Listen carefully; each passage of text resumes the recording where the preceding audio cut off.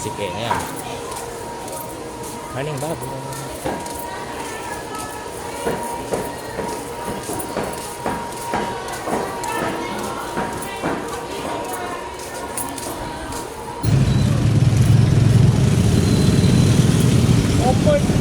Mga trainee na police. Naglagay po sila ng dito barrier para sa mga pedestrian naglalakad, pero meron pa rin lumalabas. Dapat para sa sakyan na yan. Diba? Yan. Hanggang doon lang po yung ano. Dito wala na. Wala na barrier. Yan ito po. Araw ng pasukan.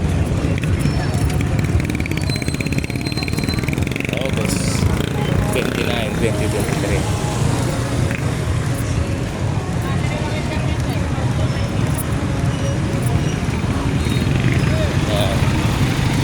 Dito tayo tatawid sa pedestrian kasi ito dapat talaga ang tawiran. Sa ibang bansa talagang hinanay na to.